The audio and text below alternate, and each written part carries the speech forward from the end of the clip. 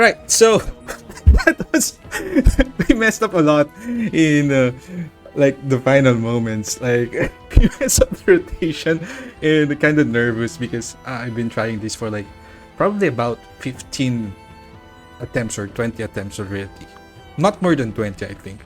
So yeah, let's just check it. It's pretty much the same as before, but I just do have some pointers that you might want to follow. I'm just gonna show you what I'm currently using right now, my characters as well, so that you will have at least a benchmark on your own character on what to do. For my JINWOO build, my attack is quite high. I already have A4 Moon Shadow right now, so that helped a lot, especially the A3 effect, wherein if I use Shadow Step, I'm gonna be able to cast that debuff.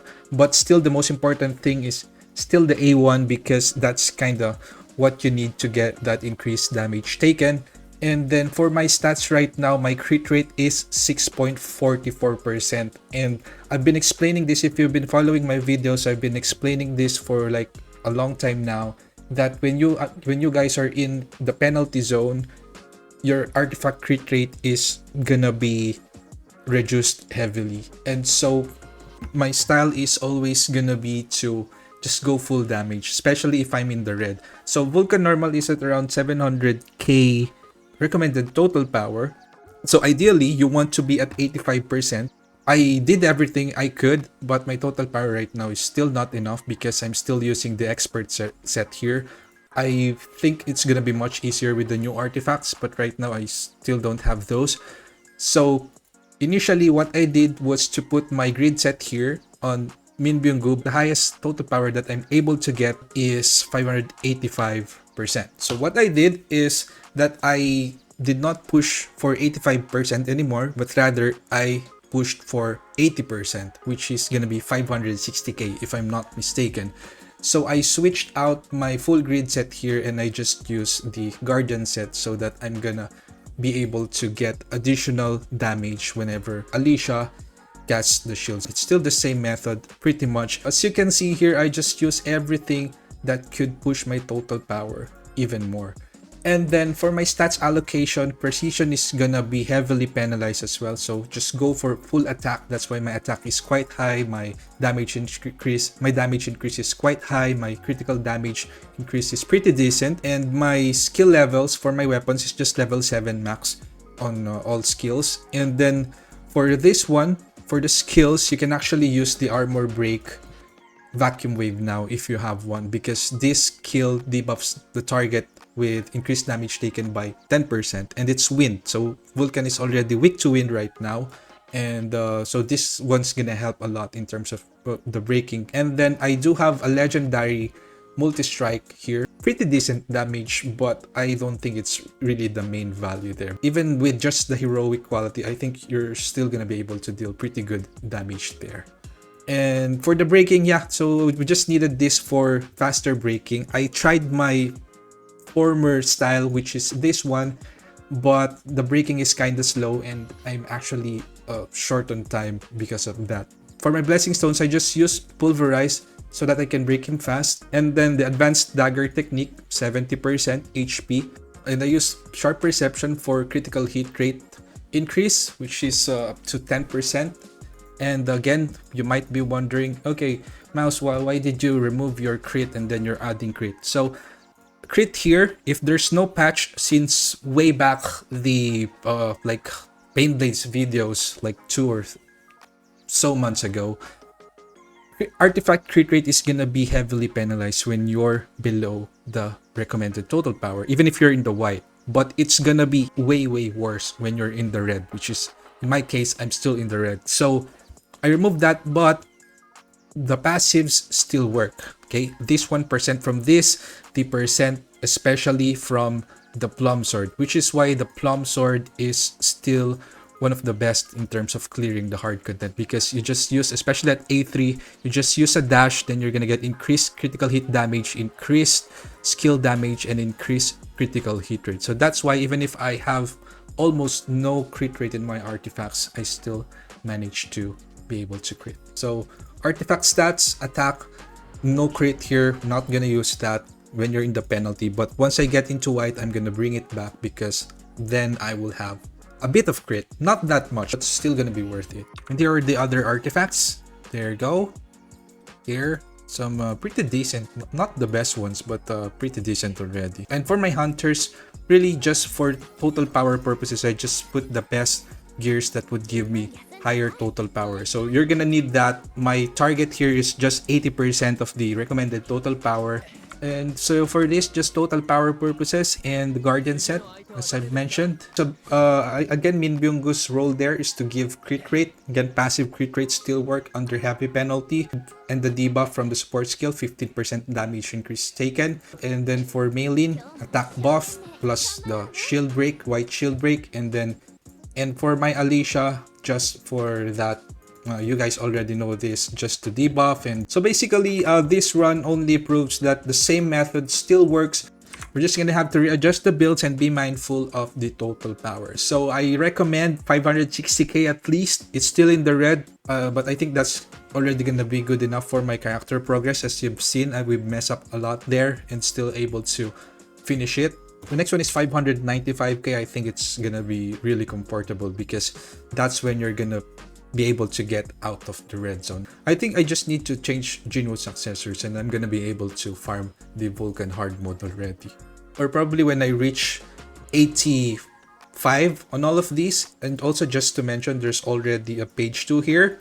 This is another source of total power. That's gonna help you a lot there because this is now just a game of total power, to be honest. And then for the blessings, still the same process that we're doing. It's still the same method. Nothing really changed. I had to farm this for like an hour probably just to be able to finish this. So my goal is just around 90%. Let's just check the video real quick just to give you some pointers on what has changed in the runs. All right, so let's check out the replay here. And let's just go over it. Some pointers that would help you so that you won't have to figure it out on your own anymore. So HP is so much higher, 336 HP bars, and the ground attack pattern has already changed as well, as you can see here. But I don't think it's an issue. You can still dodge it pretty well. The initial patterns also change. Usually he's gonna dash after that, but right now he's just continue on attacking. But I don't think it's gonna be a problem really. So I think the next thing that you just have to keep in mind here is that the next mechanics is gonna be at 70%. So here we have 72% at 243 HP bars. I'm not sure how much HP bars exactly. I just look at the percentage now because it's a bit confusing. So again, same method. Right now we have 65 expert stacks already, 100 curse stacks, 5 plum stacks, and then 4 double-edged sword. Shadow step into the debuff here. I already casted Min for that punishment debuff, and then I also casted Meilin for that burning blessing 20% damage increase, and then Berry I'm pumped up for that attack increase. And then I use the Moon Shadow now, as well as Alicia. So he got frozen. And so the reason why we want to freeze Vulcan here is that so he won't proceed to the phase 2 mechanics immediately. And another thing is that we're using the dagger blessing stone that gives us additional damage when the enemy is below 70%. So right now, as you can see, lots of debuffs, defense debuffs, as well as the vacuum wave increased damage taken, which is a good addition here, by the way. And then we have the punishment, and then we have the Moon Shadow here as well. We also have the damage increase from the Guardian set, and then the ult, amplifying draw.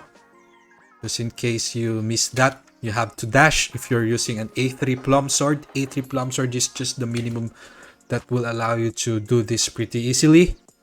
So I do hope that you have one. If you don't have one, it's gonna be very difficult. For this ultimate, we got around 19 million, which is around the almost max damage in my estimation already, because I usually get just 15M, sometimes 14M, sometimes 16 million. This is the first time that I got 19 million here. I think the next phase is gonna be at 50% HP.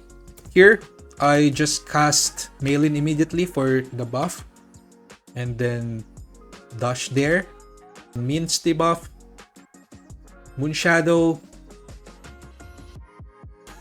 amplifying draw, pretty decent damage. So here, just the same thing. We just need 2 ults here, to be honest.